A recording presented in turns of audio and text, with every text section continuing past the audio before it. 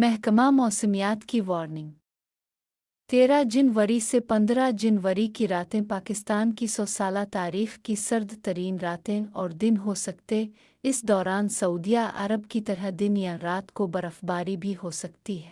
جن علاقوں میں برف باری ہو سکتی ہے وہ وسطی پنجاب کے مندرجہ ذیل اضلاع ہیں: گجرات، جھنگ، توبہ ٹیک سنگھ، ملتان، خانیوال، بہاولپور، قصور، ویہاڑی، اوکاڑا، ساہیوال، حافظ آباد، چکوال، جہلم، میاں والی، بھکر، لیا، چنیوٹ، سرگودھا، خوشاب، دیرہ غازی خان، راجن پور اور رحیم یار خان شامل ہیں۔